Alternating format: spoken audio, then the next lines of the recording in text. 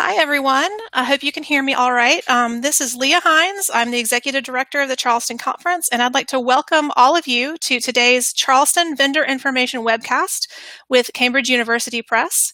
We are being joined here today by Stephanie Kaelin and Pamela Cooper, who are going to talk to us about Cambridge Core online textbooks. Welcome, Pam and Steph. Thanks for being here. Thank you. Thank you, Leah. Yeah. So before we get started, I have just a couple of quick things to run through that'll help things move a little more smoothly. So the webinar obviously is in listen-only mode. Our attendees, we can't hear you if you talk to us, but we do have a attendee chat. So if you could take just a few minutes to introduce yourselves in the attendee chat, just give us your name and your university or institution, your company, where you're from. That'd be great to help us to get to know you. For questions on content, as the webinar is being presented, there is a green question mark icon at the top of your screen. So if you can click that for questions that you'd like to save for the Q&A at the end, we'll address all those. We'll have plenty of time to address those questions. Hi, Paula DuPont. Hi, Deanna Flores. Good to see you guys here. So do take advantage of that green question mark icon for topical questions about the content, because the attendee chat tends to scroll pretty quickly sometimes, and we don't want to miss any of your important questions. If you are using your computer audio to listen in today and you start having any difficulty hearing, you can press that question mark icon at the top of the screen. You'll still be able to see everything, but the audio will go through your phone instead of the computer, and sometimes that helps. Hi, everybody. Patty French, Jessica Zellers, Athena Hopner. Nice to see everybody. So I am going to turn things over to our presenters, and we're going to hear from them. I will still be around. I'm going to be here doing the attendee chat, so if you have any questions, I'll be in the background. Let me get the slides going here. There you go. So thank you, Steph and Pam, and I'll let you guys take over from here. All right. Well, I'm Pam Cooper. Hello. I'm the head of higher education sales in America for Cambridge. I'm all about textbooks. And this is Steph, who I think some of you probably know, who's our senior manager for library sales for Cambridge here in Americas. We wanted to, let's go move the slide. The next slide. We whipped to our welcome slide, and we're going to go, oops. There we go. Onto our agenda. What we wanted to do today was give you a little bit of background on the higher education textbooks here at Cambridge, and then some thoughts on institutional access to textbooks, and then delve into textbooks on Cambridge Core and the model and the future, and then let's give some time for questions. So that's our plan of attack, so that you know what's going on. But wait a minute. Yes. First, a question for our audience. If you would take a chance to fill that in, let me see it.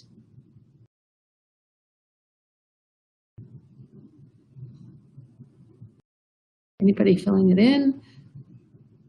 Yes, here we go. Look at there that. It. Lots of faculty consulting. Lots of other. Yeah, we're going to get a lot of answers here, I think. It's interesting because I live in the textbook world, and I am used to talking about these all the time. And I'm just getting introduced to the library world where it's not quite so common. Okay, so are we calling it? So we've got 58% were other, and a lot of the other answers that we got were things like all the time, library acquisitions and ILL related, for course reserves, currently involved in textbook affordability initiatives, all the time for course reserves. Thanks so much for giving us that feedback. That's so helpful. Thanks. Move on. We're negotiating our navigation here for the first time. So let me give you a little bit of background on the textbooks at Cambridge. I mean, Cambridge has a long history to begin with, but we have a long history, I think, of our books being used in the classroom as well. I really do suspect that Newton's Principia Mathematica was used in the classroom at some point in the 1600s or the 1700s. But a little bit more recently, our Reading Latin book came out in its first edition in the 1980s, and now we've revised it again. So we've done a lot of publishing, and we have in the past. But what we haven't done and what we're doing now is refocusing our attention on textbooks and trying to make sure that we have priorities in line and how we want to do it so that it's good for students and faculty and it makes sense. Over the last 2 or 3 years, we come up with these essentially key priorities that we've put together for the program. And first of all, we want to focus on supporting upper-level undergraduate courses that complement and extend the research and professional publishing that we already do. This just makes sense. The bread and butter for us are upper-level undergraduate courses like the quantum mechanics that's listed here. But we also do some at the sophomore level and the freshman level, RE Reading Latin. We find that as a second priority that it's really important that we work with our authors, teachers, and students to really drive improved learning outcomes. We want to do books that will make a difference, that are of value to instructors so they want to use them. Our weather book that we just published is an example of that down on the right. That came out this past year. It is much briefer than any other book. It uses a case study to improve and drive student engagement. This, in the long term, will improve student participation and also student performance and thus learning. So that's where we are trying to drive some of our publishing. The mission of the press, in terms of the third point here, which is about keeping our materials accessible and affordable, is really important because our mission is to unlock student potential. And we can't do that as a university press if the student can't access the materials if they can't afford it. So we really try to make our materials affordable. And the final one was to develop innovative digital tools and models that are going to evolve with the needs of instructors. It's a digital world that we live in now. And while many of us use print books and it's very important, we need to be constantly looking at the digital innovations that are happening and what their potential is to improve learning. So on to the next. Oops, one too far. So I just wanted to introduce you to what this focus meant for us and how that sort of drives some of the books that are published. First of all, we have new people. We identified people, some of them were within the press already, but people who had background with higher education and textbooks. And we've put them in leadership positions. Matt, Lisa, Michael, and I have all worked in higher ed most of our careers. And what we've done is we've brought that experience that we've gained at commercial houses to Cambridge. And we're applying those skills and integrating them to a new and adapted processes. So there's things such, for example, in development.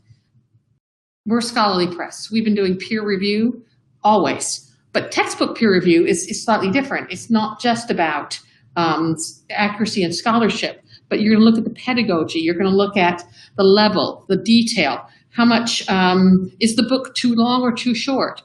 These are all things that, as for textbooks, that are different than they are from a scholarly endeavor. This is integral to producing a book that's going to help students learn. Our global marketing team is different too. Had to learn new processes because while they focus on finding professors, they need to work with their colleagues who are marketing to libraries and to retail. And that's something that we've not really done before. And we've been working on how to maximize our reach so that people know about books who need to know about textbooks.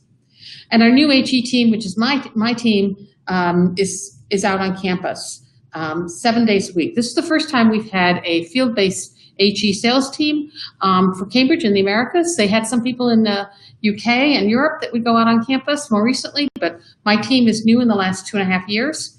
They're all very experienced, and they're trying to find out from faculty, instructors, students, and to look at their needs and tell them about our books and turn that information back around and communicate it to our editors and marketers.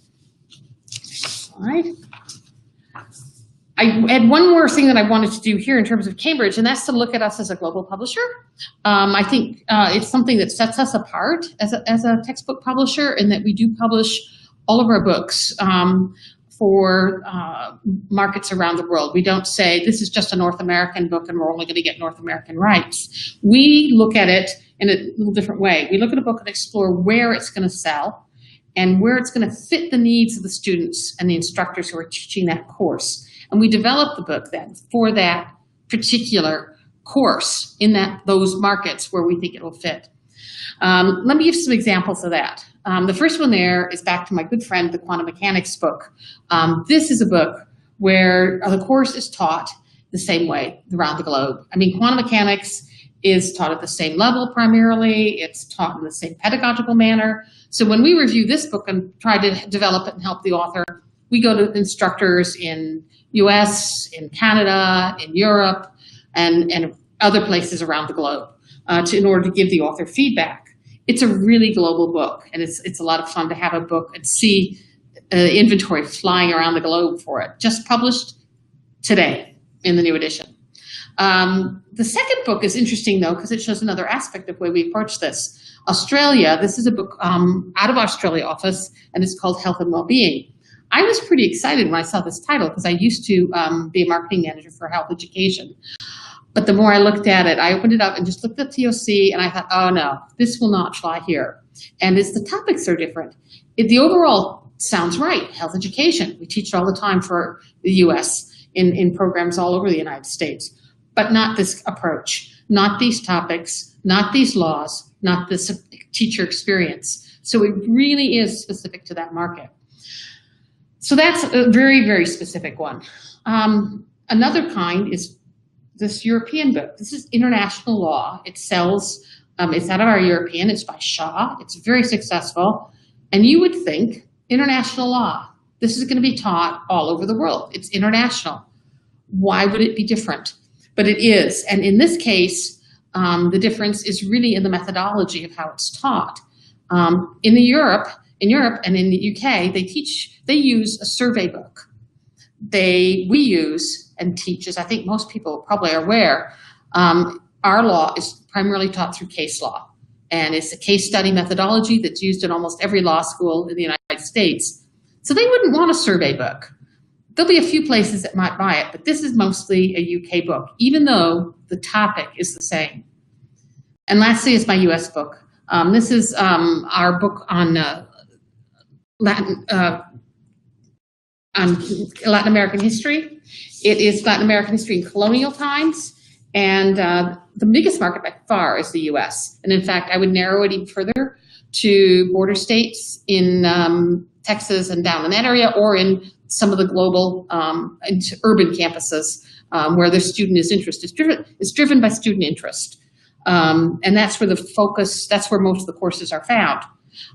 And I wouldn't say that you don't ever teach Latin American colonial history in Europe, but not very often.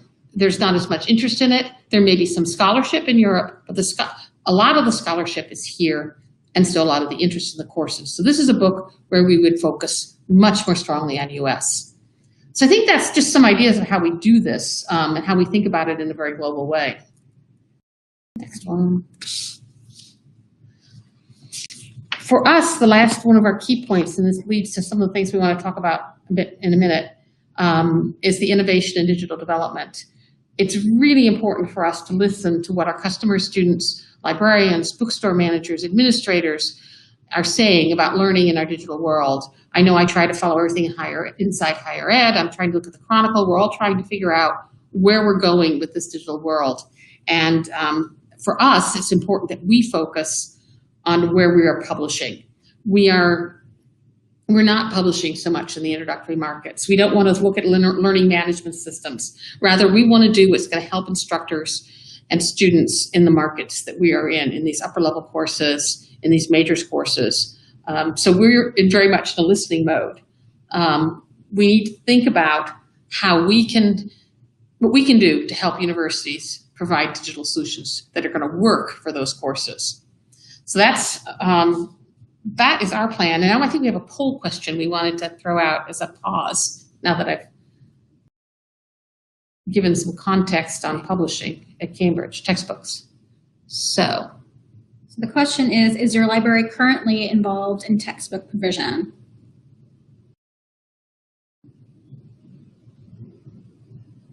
Getting any answers coming in? There we go.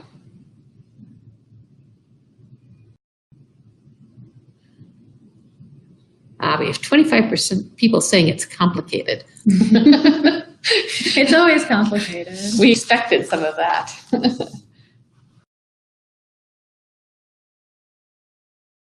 It's complicated is now growing, although, yes. Okay, well, we seem to have a pretty good break between, see, we've got almost 50% saying yes, we're currently involved in electronic textbook provision. And then slightly less folks saying it's complicated and are explaining in the chat. So, and a few who aren't involved at all at this point. I suspect our poll numbers here are slightly slanted towards the engagement. So that's true. Going to move on now? Yeah. Why don't we look at the next one? Next slide. So let's take a look at the institutional provisioning of textbooks. I think we want to understand why are universities and colleges exploring new methods? Why is Cambridge caring about this? What's different now from when I was up at Lawrence University studying biology and what's happened? I think the major thing that's happened, of course, is the increase of cost of textbooks over the last 25 years. It really has grown, and it has had that predicted economic effect. I think publishers in the olden days thought that textbook pricing was inelastic and would not affect student purchasing. That's proved to be totally false, a bad assumption on their part. And when prices got high enough, students didn't buy books. And instructors say that this behavior is hurting student learning.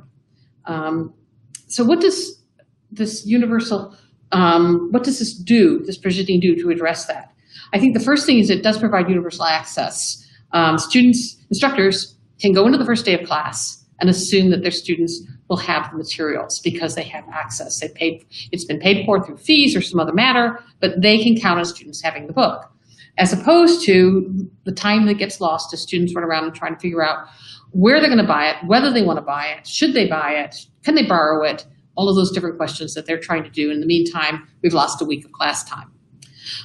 It does lead to the reduced cost, and that reduced cost is going to drive, as we've already said, is one of the things that's driving student current behavior.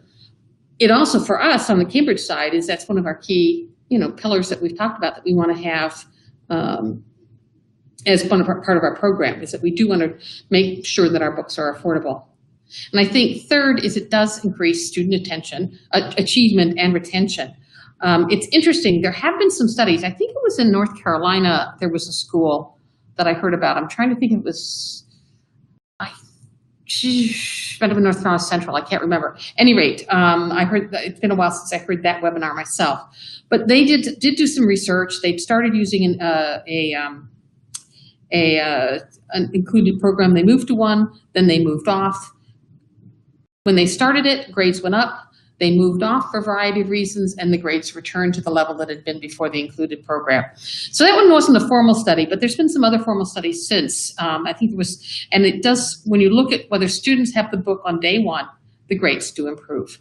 And when their grades improve, it's usually because their outcomes now and what they're learning should improve as well.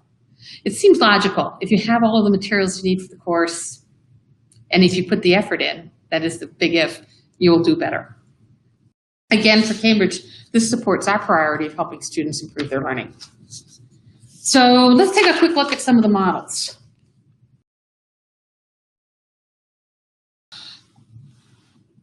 First of all, there's the classic model, which is print purchase via the library, very limited copies on reserve. You may have bought them from the publisher. I know back when I worked for McGraw-Hill and other publishers, I would often just drop a copy off and say, here, this will help students that are financial distress. They can, have access to the book. And that was one of the things we did. Interesting point is, since I've taken over also selling into South America, I've learned that in Latin America, this is how they do it. The library purchases X number of books for X number of students enrolled, and that's the students access their materials. So that model is actually being done down there in the South, in South America primarily.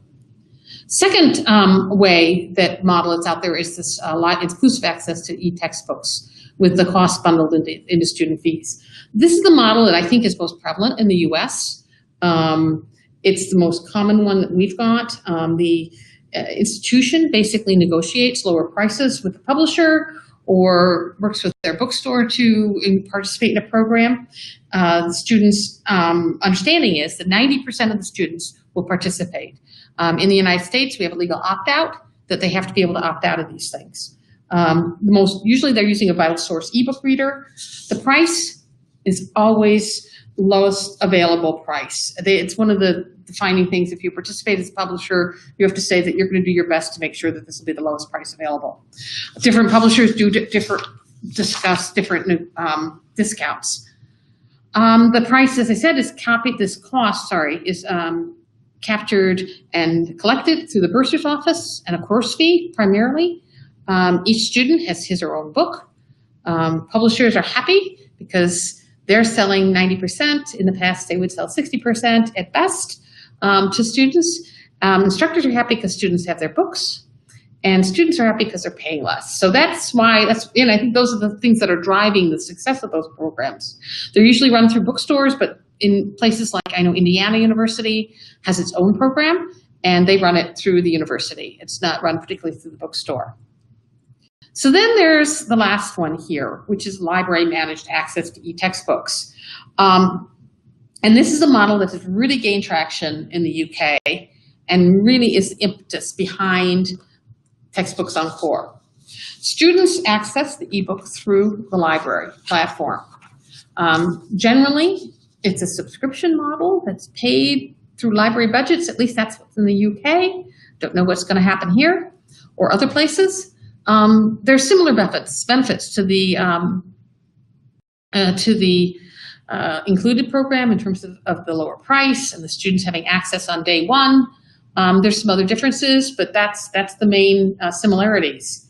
Here in America, we are really interested in trying to see what is the potential here for this type of model. And with that, I go over to Steffi. Okay. Oh, we have a poll question. We do have a poll question first. Whoa, poll question. So the poll question is the cost of textbooks an issue at your institution? Oh, good. It's good to be predictable in one question.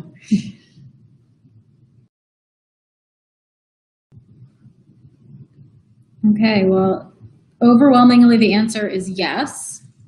We do have one other, and I'd be curious to hear what the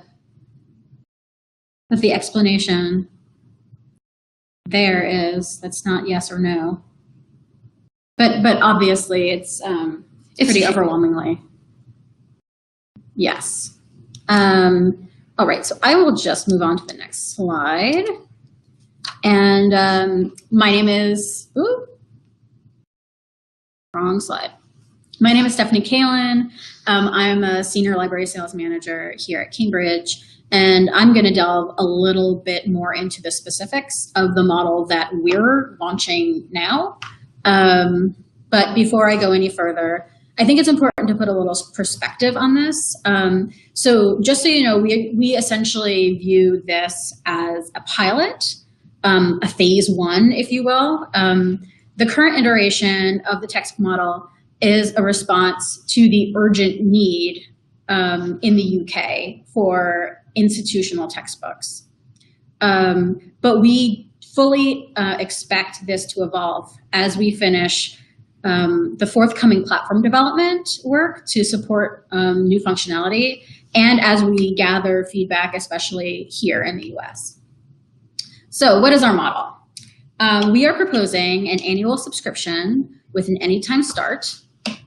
with campus-wide IP authenticated access with unlimited concurrent users. This means that access is not limited to students in a particular class, and there are no tokens or codes or other confusing things that might confuse students or prevent them from having access on day one. Textbooks on Cambridge Core, our platform, will have HTML functionality, which is a bit different than most of the books on Core currently, where generally content is accessed through PDF downloads on the chapter level. But for textbooks on Core, there will be no print or download available in this initial phase of the project. But our platform does offer responsive design for reading on the device of your choice, laptop, tablet, or phone. We also understand that a print version of the book might be helpful to be on reserve. And so those are available for libraries free of charge.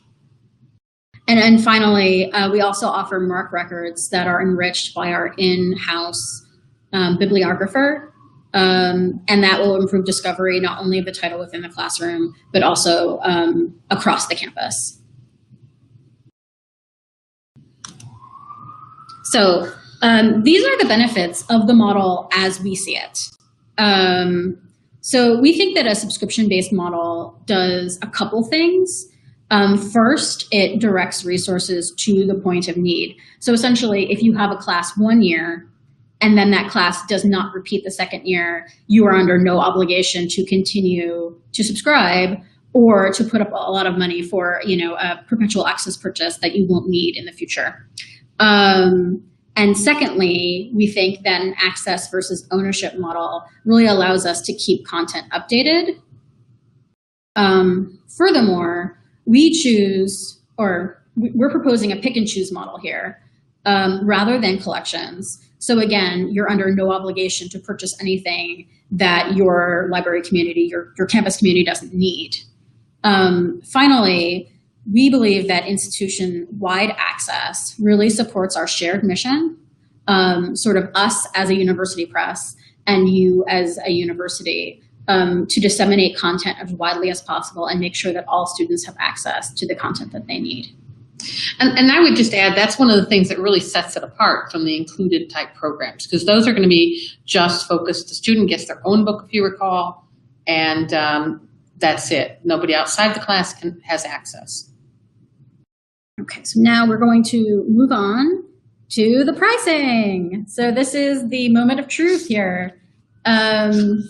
Essentially, this is our pricing structure. It is based on it's tiered by course enrollment size, right? And we can also provide custom pricing for giant classes above 250 students. But essentially here, how we feel about it is that the fixed tiers simplify the situation, and it does not require you to provide any sort of precise enrollment figures, which might get messy.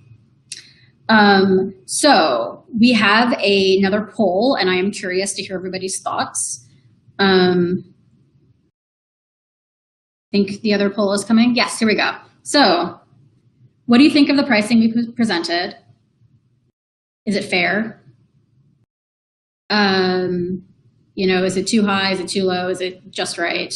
I'm really curious to hear any feedback you have, and we'll also be happy to accept any feedback that you have via the chat, or if you want to put it into the Q&A, we can discuss it more at the end. We're really hoping to kind of dig into this a little bit at the end, and I know that it's a little more difficult with this this format since we can't just talk. But I think that it would be helpful to share everything around so that we understand sort of your point of view and your concerns, and that you understand where we're coming from. Oh, so we do have a question. Ooh, yay. So how do we see it? Audience questions. Is this price per course?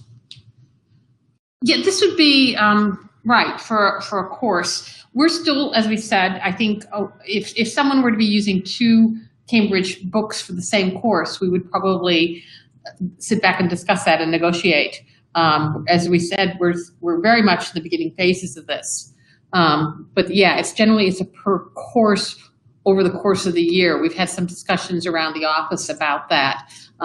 What if it's a 2-term course? No, it's an annual price, so they would have access for the year for that course. Okay, this is an interesting thing. No, we didn't address it. And the question is this an integration for learning management systems like Canvas? I think basically, as we've looked at it, it's very simple to integrate it with Canvas, because it's simply a URL placement on it, and put it into the URL in the LMS. Do the CUP textbooks meet accessibility standards? That's another really good question, and it's one of the things that's challenging with HTML, and it's on the agenda because of some of the standards we're trying to reach to with Cambridge Core. Right now, what I would say if someone had accessibility issues is that we would address it in the way we do some of our print, which is that we are happy to provide any files to the Office on Disabilities that almost every campus has to help students that are struggling. Absolutely able to address it from that perspective. We don't currently have videos in ours, so that's really not an issue if we're, most of our books aren't that interactive. Yeah. Currently, on Cambridge Core, our platform strives to be sort of AA compliant for the WCAG, but I'm not. But I think that we'd have to look to see how that affects sort of the HTML situation. It's absolutely on the agenda of things that are important. We have another question about what happens if it's used in 3 courses. If it's used in 3 courses, what we would do is we would add up the enrollment across those 3 courses and look at it from that perspective. So it would be additive. Right. So if the courses were concurrent, right, they're all happening in the same year, yep, then it would be sort of add up the number of students who are using it.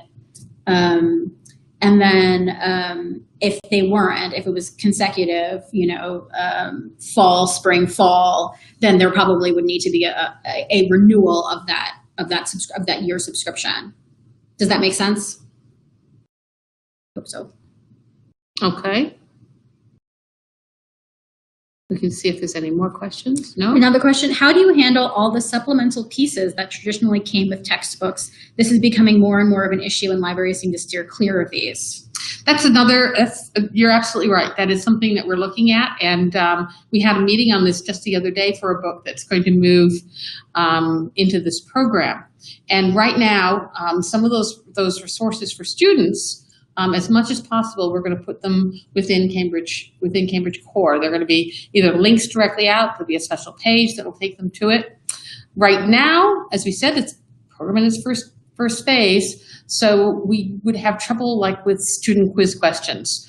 So what we're going to do to resolve that right away is that we will put a link on the with the book through Cambridge Core, and then we'll take them to our regular website where we market our books, where we currently house those resources, and conversely, we will have a link on that site that will take them back to Cambridge Core.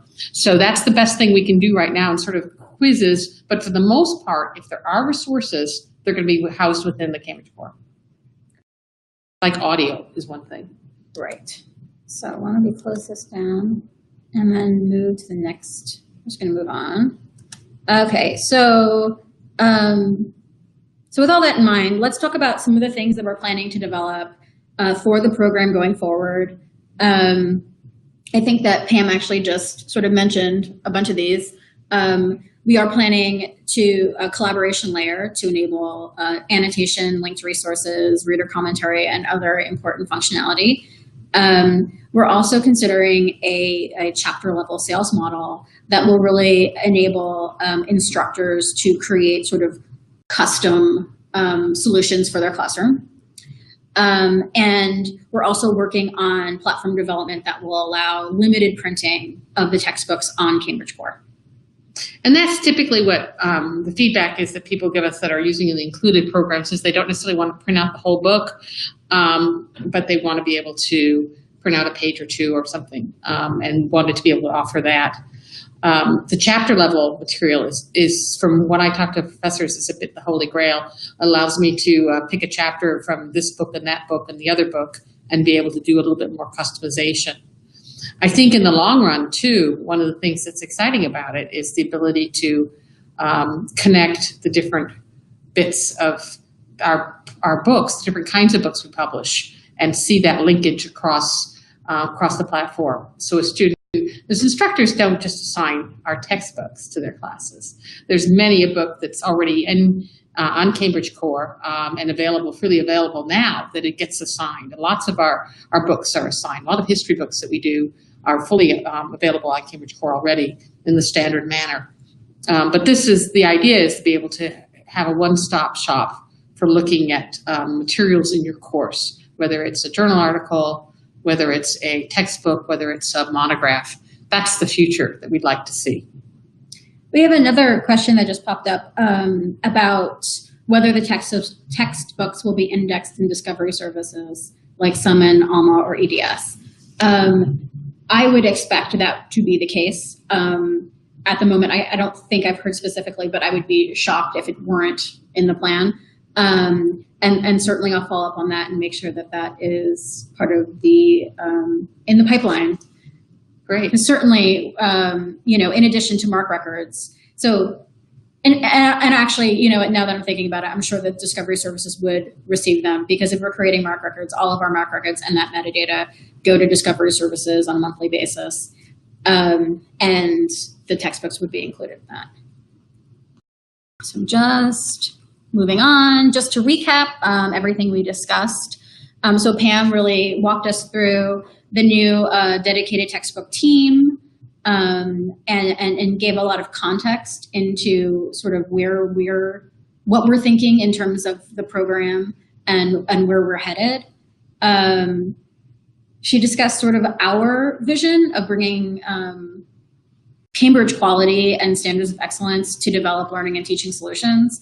And then I talked a little bit about the model that we think really should focus on both sort of wide access and flexibility. And then we also discussed the ongoing development to respond to patron needs. So just to...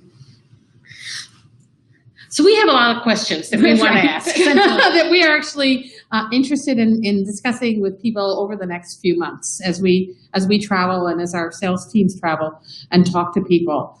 We want to know how all these kinds of things, like how do you interact with instructors? What additional features do you need? What are the challenges that you're facing on these kinds of on accessing textbooks to the library? What else do you think we need to know? We're really anxious to start a discussion and start a conversation. Yeah, and you know what? We also noticed that that most of you did say that that the pricing was expensive, was too high, right? When we asked the poll, and so I'd be curious to hear more about that too. Sort of where you're coming from there, and sort of how you make that designation. What is too expensive? What's too much for sort of institutional textbooks? And like what metrics are you using to decide? So we have a couple responses here. So the biggest hurdle is getting faculty members to change textbooks if they are not already using a Cambridge title. That's fair. And I think that we'd love for everybody to be using Cambridge content, but I guess the point here is not so much to try to get faculty to use new Cambridge titles so much as, although that is my self-themed right. job.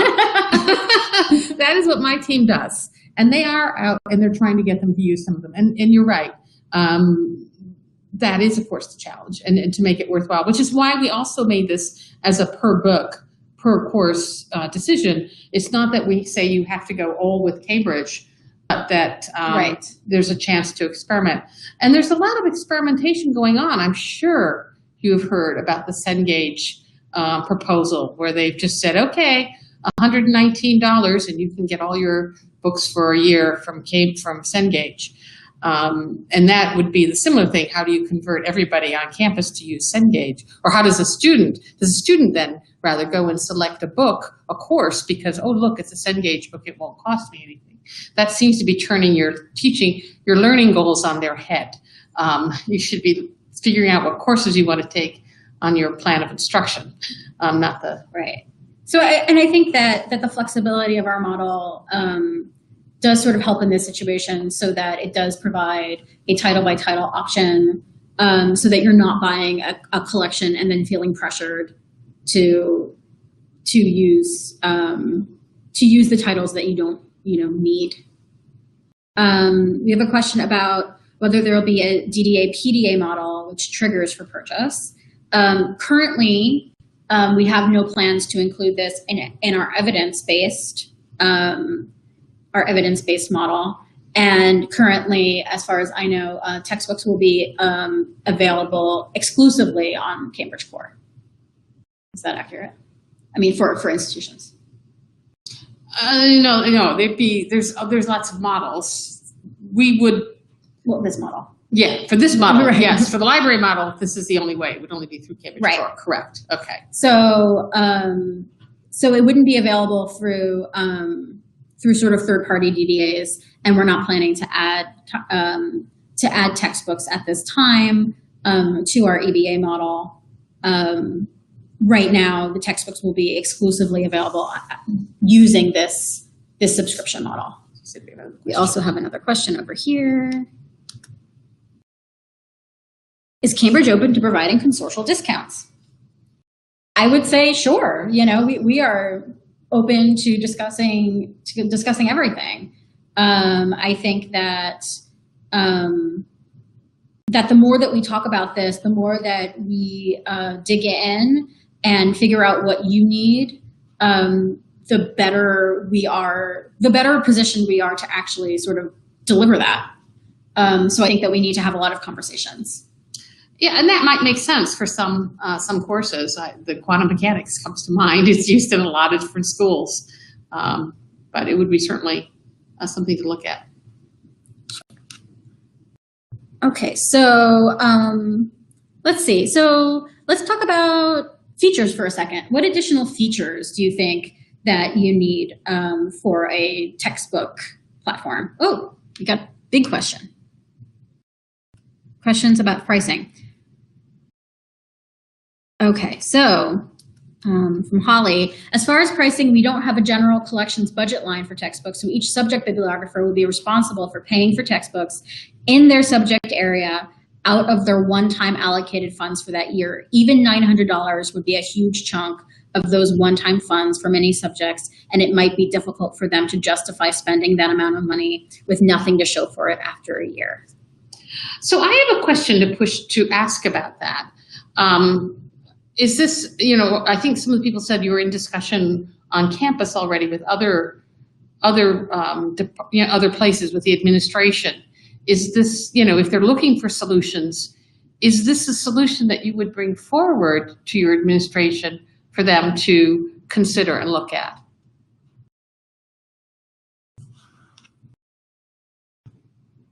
Well, because I think that this is sort of an answer that we've gotten before. For instance, that textbooks, that libraries providing textbooks sounds like a great idea, but libraries would then have to be funded to do that. And so I think that we're interested in hearing about how that would happen from your point of view. And actually, to add on to it, I think that is what we were saying. That's why they saw it in the UK as they got the funding through the libraries, because of the change in how their tuition works and all of those kinds of things really shifted for them.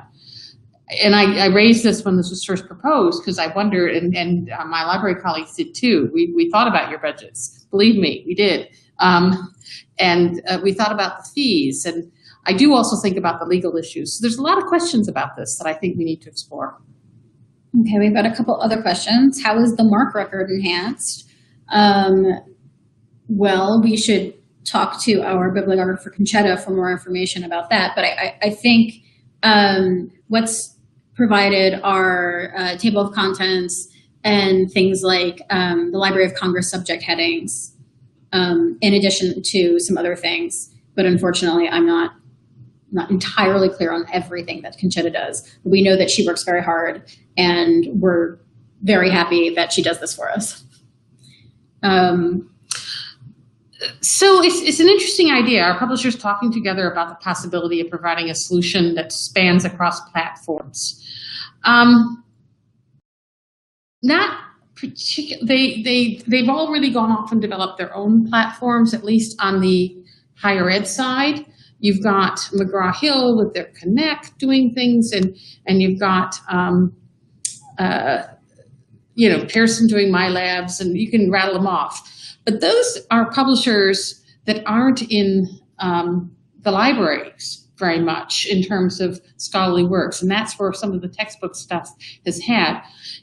I don't know, I'm going to see if Steffi's heard anything about some of the scholarly publishers, but I haven't really gotten much feedback that others are doing much yet. No, I mean, I know that this is sort of a wish list item from lots of libraries. Why don't you guys get together and, band together to create something that makes it easier for everybody? And unfortunately, I'm not aware of anything that's on the horizon for that either. Let's see. So are there any other challenges? I mean, and we can continue to talk about costs and budgets if that's helpful, if there's more information that you think we should know about. But are there any other challenges to accessing textbooks through the library?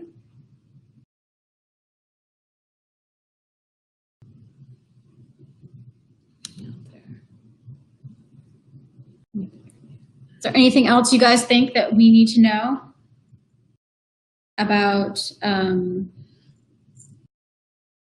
Yeah, I would say the only thing is maybe we do have an email address that you want to get Steffi, provide Steffi. Oh, that's right, yeah. In case anyone has questions later on that you want to pose to us directly, I'll let Steffi give the address because I don't. Yes. And we should have put it in the slides, and that was very silly.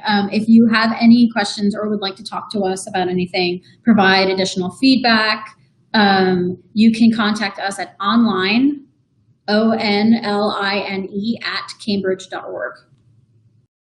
And we'll be able to field all of those questions and engage with you on a one-to-one basis.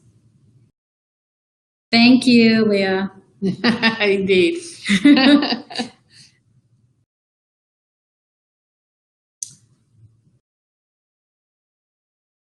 So if nobody has any more questions, I would really like to thank everyone for joining us.